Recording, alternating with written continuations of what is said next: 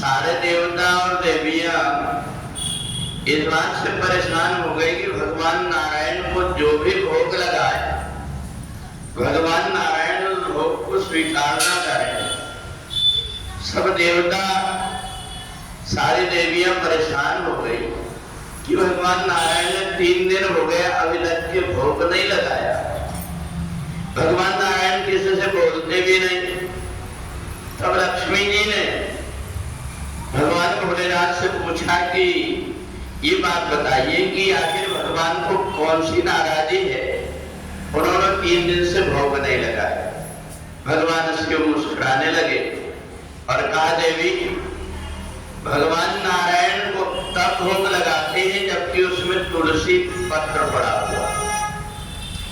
जब सब देवताओं को इस बात का पता लगा तो सारे देवता भगवान भोलेनाथ से पूछने लगे कि इतने प्रकार की वनस्पतियां हैं, इनमें तुलसी का इतना महत्व क्यों है जो भगवान नारायण को प्रिय है?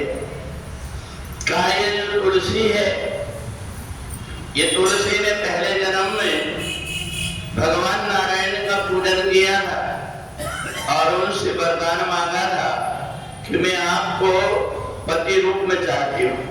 भगवान ने कहा, तुम चिंता मत करो, दूसरे जन्म में तुम शरीर छोड़ करके वृंदा के रूप में जन्म लोगी और मैं तुम्हें अपनी प्रिया के रूप में स्वीकार करूंगा।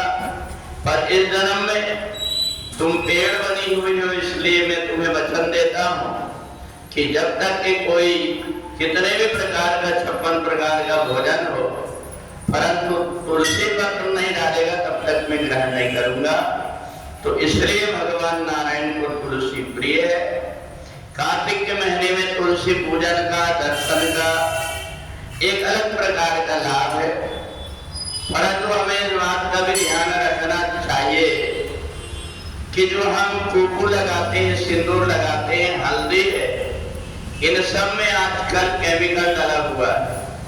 अगर तुलसी पत्र में ये चीजें हम बार बार लगाएंगे, जिस डाली में आप एक बार कुकू लगा देते हैं वो डाली धीरे धीरे अंदर से सूखने लगती है। तो इसलिए कार्तिक के महीने में जितना पुण्य होता है तुलसी पूजन करने का, उतना ही पाप लगता है अपने द्वारा।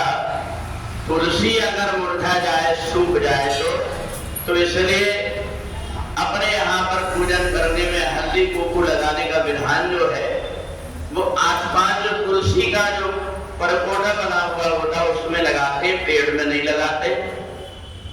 दूसरी एक बात और है, अगर पूरे घर के व्यक्ति सोचेंगे कि हमारे यहाँ कोई आया है, हम अपने हाथ से पानी पिलाएंगे उसको, तो आदमी तो अधमरा हो जाएगा वैसे ही पानी पी करके।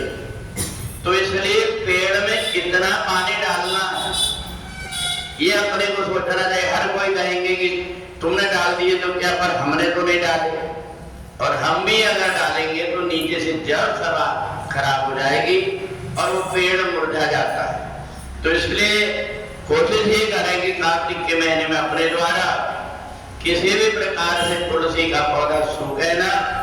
हम ये नहीं कहते, पर वेद शास्त्र कहते हैं कि जिसके द्वारा तुलसी सूख जाती कार्तिक के महीने में उसको गौ हत्या का पाप लगता है। तो इसलिए इस बात का ध्यान रख करके हम लोग कार्तिक के महीने में तुलसी महारानी के दर्शन और आरती करके, और हम ये कोशिश करें कि कार्तिक के महीने में हमसे तुलसी का वृक्ष न सूखे, तो हमें पूरे कार्तिक के महीने का भगवान का पूजन करने का लाभ प्राप्त हो जाए। बोलिए सच्चिदानंद भगवान।